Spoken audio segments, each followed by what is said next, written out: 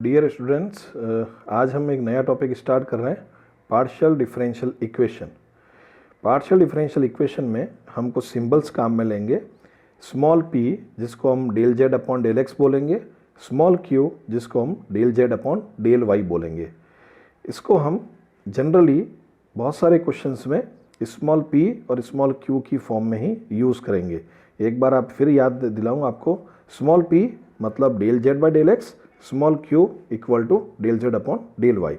इसमें हम लाग्रांज की partial differential equation first order की वो पढ़ेंगे और उसको सॉल्व करने के लिए 4 डिफरेंट केसेस बनते हैं, उनको हम जानते हुए उन पर एक एक एग्जाम्पल लेकर समझेंगे और फिर कुछ असाइनमेंट्स हैं जो आप होमवर्क अपने प्रॉब्लम को सॉल्व करेंगे।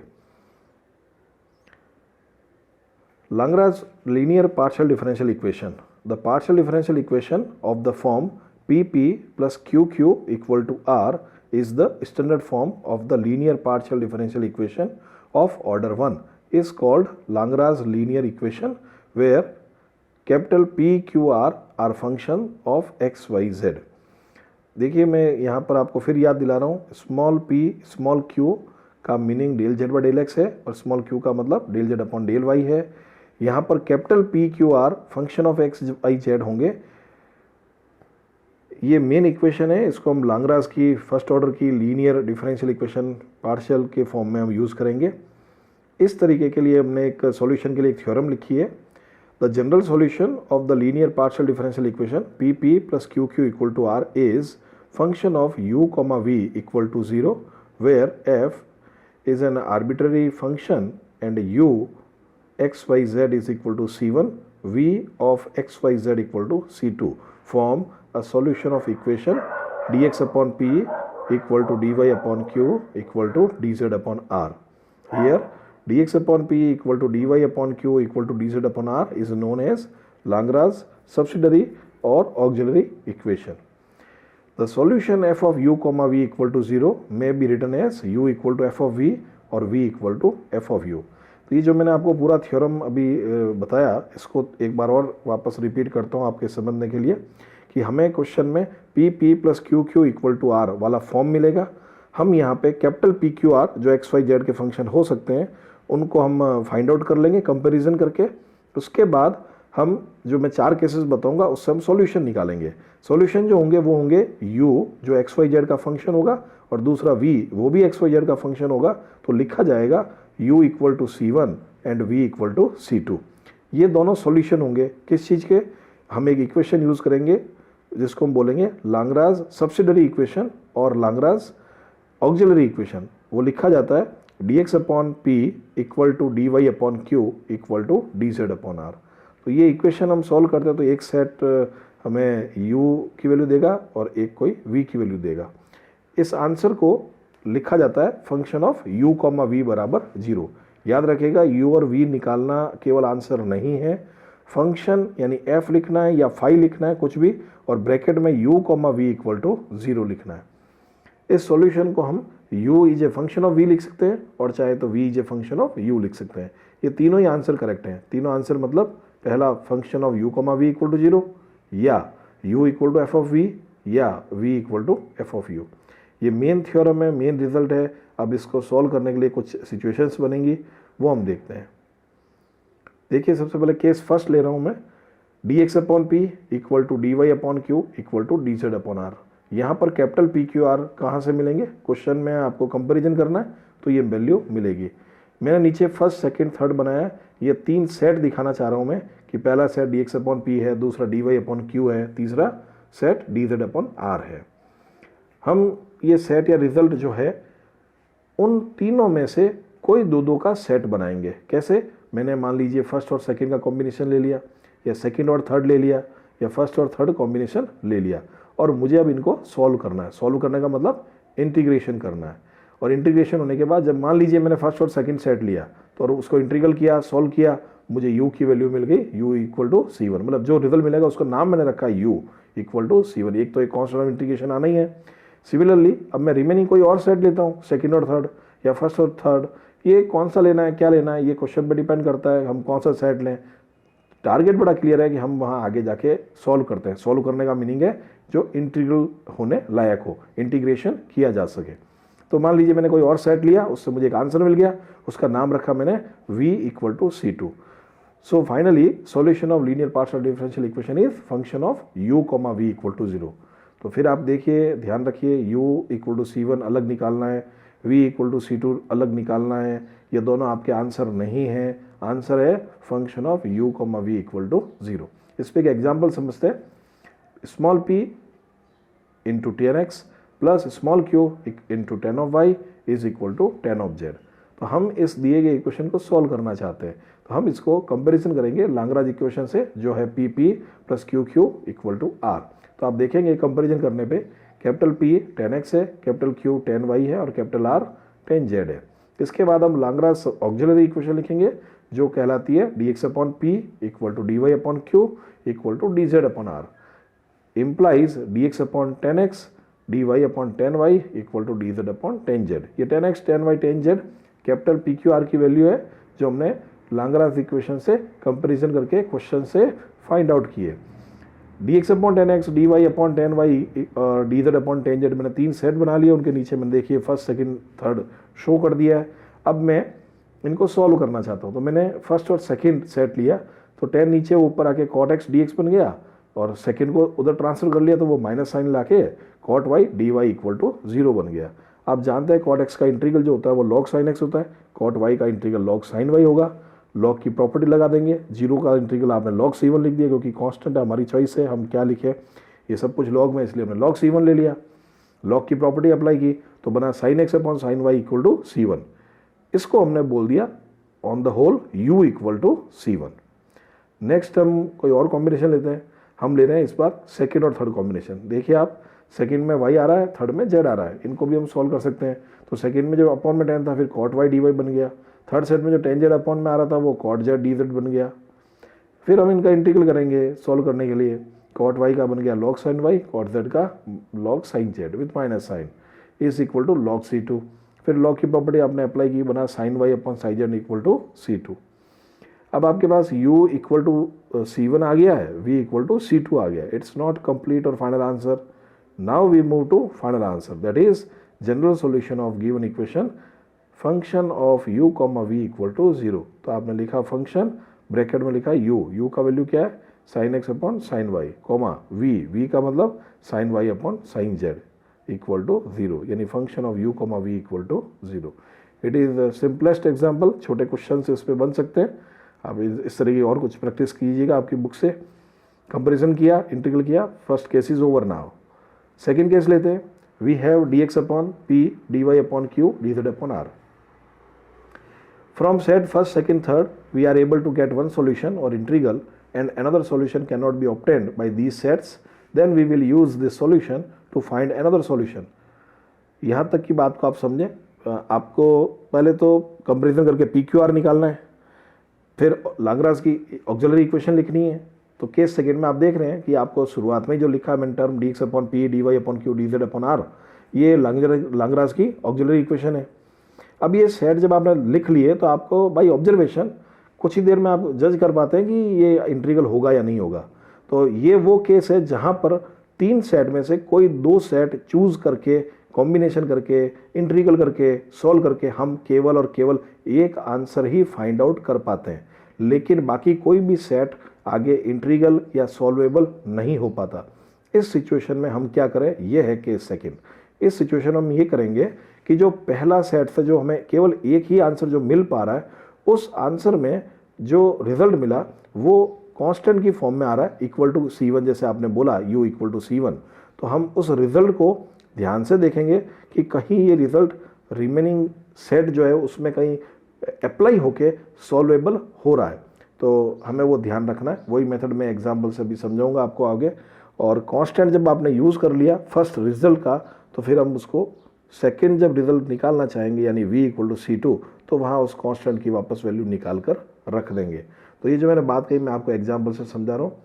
देखिए, solve p + 3q equal to 5z + 10 of y - 3x। ये एक रिजल्ट लिख दिया आपको, p + q q equal to r। आप कंपेरिजन करें, उसके बाद कैपिटल पी क्यू आर की वैल्यू क्या थी वो लिखें, फिर आप लाग्रांज की ऑक्सिलरी इक्वेशन लिखें, d x upon p equal to d y upon q equal to d z upon r. तो यहाँ पर पी क्यू आर की value, capital P Q R की वैल्यू आपके पास अवेलेबल है, एक जगह 1 है, एक जगह 3 है, और दूसरी लास्ट में डी जेड के साथ 5z plus ten of y minus 3x है। आप फर्स्ट सेकेंड थर्ड 3 सेट बना लें, तो आप फर्स्ट 2 मेंबर अगर लेते हैं तो रिजल्ट बड़ा इजीली सॉल्व होता है, क्योंकि 3dx हो गया क्रॉस मल्टीप्लाई करने से, और इधर 1 इंटू डी वाई हो गया, यानी 3dx equal to d y, यानी इंटीग्रल कर लें तो हमें मिलेगा 3x minus Y equal to C1। तो हमें मिला 3x minus Y equal to C1। अब हम चलते हैं नेक्स्ट और कोई कॉम्बिनेशन देखने के लिए। तो हमें फर्स्ट सेकंड थर्ड जो 3 सेट है उनमें से एक सेट तो आपने ले लिया, एक आंसर मिल गया, लेकिन रिमेनिंग सेट में से कोई इंटीग्रल नहीं हो रहा, कोई कॉम्बिनेशन हेल्प नहीं कर रहा आंसर देने में। तो हम ध्यान से ऑब्जर्व करेंगे। आप देखिए, आपने जो फर्स्ट आंसर निकाला है उसमें टर्म बनती है 3x plus C1 equal to Y. मैं इसको अगर लिख दूँ y माइनस 3x तो वो बन गया C1। तो देखिएगा, taking the first and last member we get dx upon 1 is equal to d z upon 5z plus ten of y minus 3x। तो यहाँ पे जो 10 के आगे मिल रहा है y माइनस 3x, वो आपका C1 का वैल्यू भी है बाई फर्स्ट रिजल्ट। तो ये वही केस है जब हम एक रिजल्ट ही इजीली निकाल पाते हैं। सेकेंड रिजल्ट निकालने के लिए जो फर्स्ट में जो हमें आंसर मिला उस आंसर को हम यहाँ पर यूज़ करते हैं। तो आपने लिखा D z upon 5z plus 10C1। अब आप फर्स्ट और लास्ट जो रिजल्ट है इसको आप मैच करें तो आपका सिंप्लीफिकेशन हो पाएगा। डी एक्स अपॉन 1 का इंटीग्रल कीजिए, x मिलेगा, डी जेड अपॉन 5z आ रहा है, 10C1 तो कांस्टेंट है, कोई इशू नहीं है। तो अगर आप 5z अपॉन 10C1 को भी अगर आप t मान के सॉल्व करें तो ये भी इजीली इंटीग्रल होकर लॉग में कन्वर्ट हो जाता है। तो वो बनता है 1/5 लॉग 5z प्लस 10C1। देखिएगा यहाँ पे हम C1 तो पहले ही ला चुके थे, वो एक अलग चीज़ थी, फर्स्ट इंटीग्रल था, लेकिन अब सेकेंड इंटीग्रल में जा रहे हैं, हमें फिर एक नया कांस्टेंट मिलना चाहिए, इसलिए हमने C2 को भी इंट्रोड्यूस किया है। साथ ही साथ सबसे खास बात ये कि जो C1 आया है पहले रिजल्ट में, उस C1 का वैल्यू वापस यहाँ पे रख दें, क्योंकि आंसर में एक C2 ही दिखना है। तो हम 10C1 जो टर्म थी उसको लिख दिया 10 ऑफ y माइनस 3x। तो फाइनल आंसर मिला, ये एक u मिल गया था, एक v मिल गया था, तो फाइनल आंसर होगा function of u comma v equal to 0। तो ये आंसर बना फंक्शन f या फाई लिख सकते हैं y minus 3x comma x minus 1/5 log of 5z plus 10 of y minus 3x, और आ गया इक्वल टू 0। ये अगेन वही फॉर्म है, function of u comma v equal to 0। ये सेकेंड केस कंप्लीट होता है। अब हम थर्ड केस की ओर चलते हैं, थोड़ा और ध्यान से देखना आपको। मैं फिर आपको याद दिलाऊं, फर्स्ट और सेकंड केस कंपेरेटिव इजी हैं, छोटे क्वेश्चंस उन पे एग्जाम के लिए बन सकते हैं। लेकिन जो अब हम थर्ड और फोर्थ केस पढ़ेंगे थोड़े बड़े क्वेश्चन है, थोड़ा ट्रिकी वर्क है, ध्यान से देखिएगा।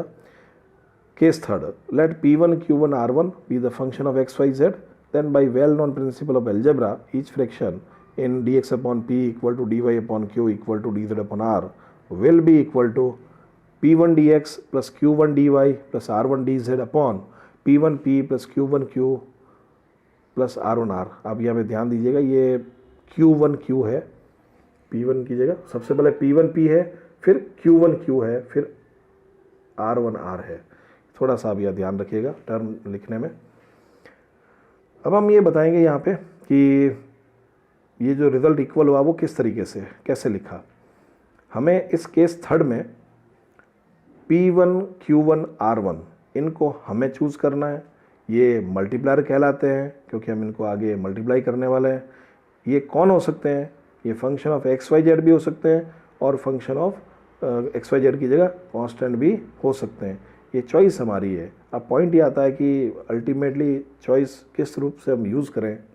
तो आपको टारगेट बड़ा क्लियर है कि आपको P1 Q1 और R1 कुछ ऐसे चूज़ करना है कि ये जो P1 Q1 R1 है वो रिज़ल्ट 0 हो जाए, तब जाके आप इसके बारे में कुछ बात कर पाएंगे। तो केस थर्ड में आप क्या करेंगे, P1 Q1 R1 लेंगे, उनको कुछ इस तरीके से लेंगे कि P1 P Q1 Q R1 R 0 हो जाए। तो ये जब 0 होगा तो चूँकि ये 3 रिजल्ट के इक्वल है, 3 जो आपके सेट बने थे उनके इक्वल है, तो अपॉन में 0 होने से जो इसी टर्म जो लास्ट टर्म जो हाईलाइट की हुई दिख रही है आपको P1 dx, Q1 dy, R1 dz वो भी 0 हो जाएगा। तो ये रिजल्ट जब 0 होगा तो फिर हम एक रिजल्ट निकाल पाएंगे और वो रिजल्ट बन जाएगा आपका u इक्वल टू C1। कभी कभी आपको एक रिजल्ट ऐसे ही मिला, बाकी कोई तीनों सेट काम नहीं कर पा रहे, तो हमें इस सिचुएशन में फिर नए मल्टीप्लायर ढूंढने चाहिए पर जिससे आपका काम कंप्लीट हो पाएगा। तो वो भी आप दूसरा सेट ले सकते हैं और उससे भी आप कैलकुलेशंस कर सकते हैं, ये रिजल्ट बनेगा। इस पर मैं एक एग्जांपल लेता हूँ, उसको आपको सिखाता हूँ। देखें, solve x into Y square plus Z P minus Y bracket में X square plus Z Q is equal to X square minus Y square with Z. आपके पास जो इक्वेशन मिली है वो है P P plus Q Q equal to R form वाली, यानी लाग्रांज फॉर्म है। तो लाग्रांज फॉर्म के लिए हम लिखेंगे लाग्रांज ऑक्सिलरी इक्वेशन या subsidiary equation, d x upon p equal to d y upon q equal to d z upon r. तो ये इक्वेशन नंबर 1 बना। अब आपके पास जो डी एक्स अपॉन है वो पी है, डी वाई अपॉन क्यू है, डी जेड अपॉन आर है। तो आपको पी क्यू आर तो पता है। अब आप जो पी क्यू आर है उनके साथ आप कोई टर्म मल्टीप्लाई करें जिससे उसका रिजल्ट 0 हो जाए।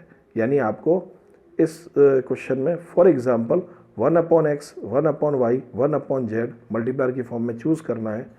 तो इनको जब हम चूज़ कर लेते हैं तो इनको हम जो मल्टीप्लाई करेंगे वो कैसे होगा, 1 अपॉन एक्स ऊपर मल्टीप्लाई हो रहा है तो नीचे भी मल्टीप्लाई हो रहा है, 1 अपॉन वाई ऊपर मल्टीप्लाई हो रहा है नीचे भी मल्टीप्लाई हो रहा है, और ऐसा ही 1 अपॉन जेड ऊपर और नीचे न्यूमरेटर और डिनोमिनेटर में मल्टीप्लाई हो रहा है,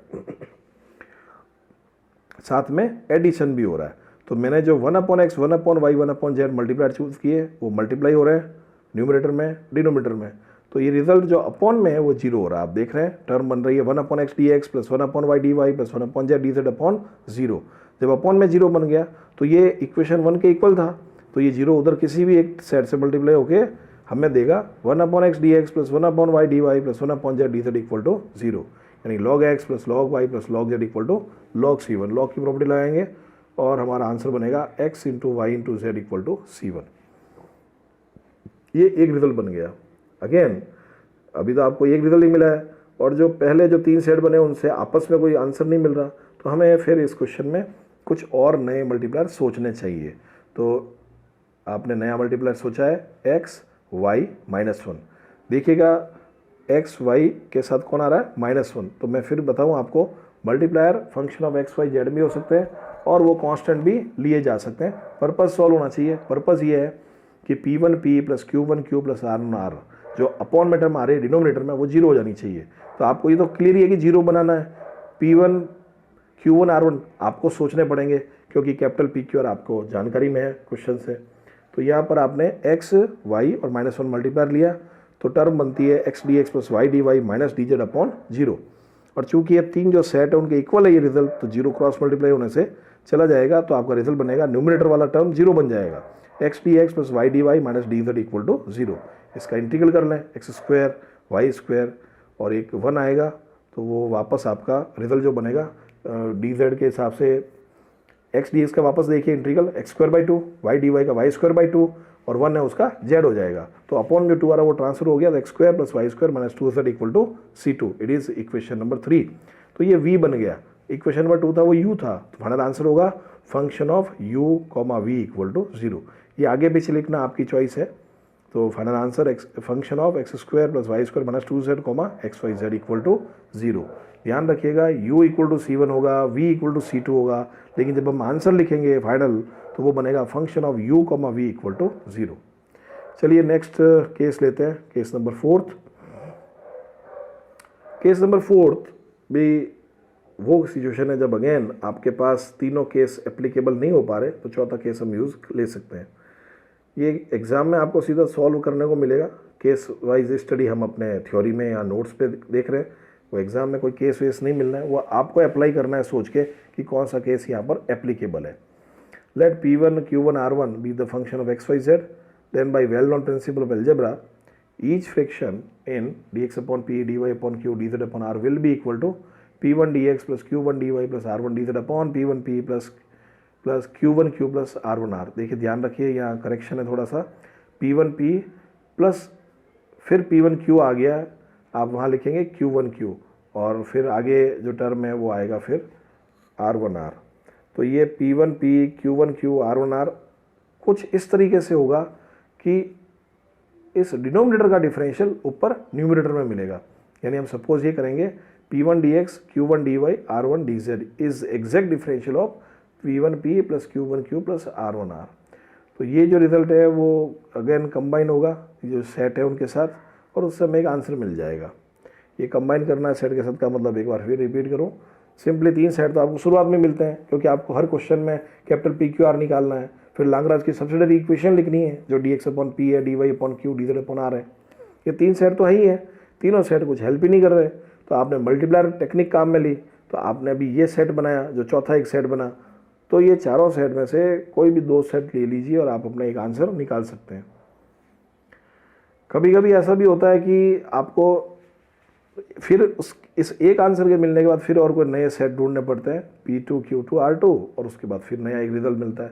लेकिन थर्ड और फोर्थ केस में एक फ़र्क है, बहुत अच्छे से आप जान लें कि थर्ड और फोर्थ केस दोनों में कैलकुलेशन तो P1P Q1Q R1R की करते हैं, यानी P1P plus Q1Q plus R1R। Third case में उसकी वैल्यू 0 होती है, ये हमें टारगेट करके चलना होता है। लेकिन फोर्थ केस में P1P Q1Q और प्लस R1R जो है उसका डिफरेंशियल ऊपर यानी न्यूमरेटर में मिल जाना चाहिए, तभी वो इंटीग्रल होकर सॉल्व होता है। तो मैं आपको जो नेक्स्ट एग्जांपल बता रहा हूँ इस केस नंबर 4 पे, उसको आप जाने। दिया गया डिफरेंशियल इक्वेशन आपको दिख रहा है स्क्रीन पे, आप इसको P plus Q equal to R form में लिख लें। फिर आप कैपिटल PQR कौन है वो कंपेरिजन से लिख दें। उसके बाद लाग्रांज का ऑक्सिलरी इक्वेशन लिखें, तो ये बनता है dx/p यानी dx/y square plus z square minus x square is equal to dy/-2xy is equal to dz/-2zx। अब ये 3 रिजल्ट आ चुके हैं, और 3 रिजल्ट में से लास्ट 2 यानी सेकंड और थर्ड जो केस सेट है वो सिंप्लीफाई होते हैं, माइनस का 2x दोनों में कॉमन है, कैंसिल हो गया, तो dy/y इक्वल टू dz/z। तो ये बना log y equal to log z plus log c1। तो log की प्रॉपर्टी अप्लाई करके सिंप्लीफाई करें तो हमें एक आंसर मिलता है y/z इक्वल टू c1। ये आपका एक रिजल्ट हो गया, जैसे हम u इक्वल टू c1 बोला करते हैं। अब चलते हैं नेक्स्ट कि भाई और कोई सेट कोई हेल्प कर रहा है क्या। तो देखते हैं कि सिर्फ यही एक कॉम्बिनेशन बन रहा था, रिमेनिंग सॉल्व नहीं हो रहे, तो हम फिर मल्टीप्लायर टेक्निक काम में लेते हैं। इस बार हमने चूज़ किया है x y z। ये मल्टीप्लायर जब हम चूज़ करते हैं तो यहाँ पर देखिएगा 3 सेट तो लिखने हैं, चौथा सेट जो लिखेंगे वो नया सेट होगा जो मल्टीप्लायर टेक्निक को यूज़ करने पे बनता है। तो इसमें क्या होता है कि जो फर्स्ट 3 सेट लिए उनमें तीनों के न्यूमरेटर में x y और z जो मल्टीप्लाई लिए उनसे मल्टीप्लाई करते हैं और ऐड करते हैं। तो ये बनता है x dx plus y dy plus z dz upon में फिर आप ऐसे ही जो टर्म है फर्स्ट वाली को x से, सेकंड वाली को y से, थर्ड वाली को z से मल्टीप्लाई करते हैं और सिंप्लीफाई करते हैं। तो हमें कुछ इस तरीके से मिलेगा कि अपॉन में जो टर्म दिख रही है आपको देखिएगा ध्यान से, x व z जब मल्टीप्लाई लिए हैं उसके बाद लास्ट में जो टर्म दिख रही है उसमें x square y square z square जो टर्म है इनका डिफरेंशियल होता है 2x dx 2y dy 2z dz। तो ये टर्म आपको न्यूमरेटर में मिल रही है। तो ये फ़र्क है थर्ड और फोर्थ केस में कि चौथे केस में अपॉन में जो टर्म बनेगी उसका डिफरेंशियल रेडीमेड ऊपर तैयार होना चाहिए। तो जब ये हो गया तो अब हमने लास्ट 2 मेंबर चूज़ किए हैं और लास्ट 2 मेंबर चूज़ करके कुछ टर्म्स कैंसिल हो गई, जैसे आपका 2 मैनेज हो गया, x कैंसिल हो गया, तो आपको मिलता है dz/z is equal to twice in bracket x dx plus y dy plus z dz upon x square plus y square plus z square. तो आप अपॉन वाली टर्म को अगर आप t माने, अपॉन वाली टर्म को t एज्यूम करें तो उसका डिफरेंशियल ऊपर तैयार है। तो यही मैंने थ्योरी में नोट्स में लिखा है, उसको हाईलाइट भी किया है कि nr dr जो मिल रहे हैं न्यूमरेटर डिनोमीटर, तो अगर मैं डिनोमीटर को t मान लूँ तो उसका डिफरेंशियल न्यूमरेटर में ऊपर तैयार मिल रहा है। तो ये एज्यूम करेंगे, इंटीग्रल करेंगे तो ये बनेगा log of z equal to log of x square plus y square plus z square plus log c2। log की प्रॉपर्टी लगेगी और रिजल्ट बनेगा z अपॉन x square plus y square plus z square equal to c2। तो finally आपके पास 2 answer तैयार है, u equal to c1 v equal to c2। तो function of u v equal to 0। तो ये ध्यान रखना, यहाँ पे हम रिजल्ट 0 नहीं कर सकते, हमें जो रिजल्ट मिल रहा है उसको function of u v equal to 0 की फॉर्म में लिखना है।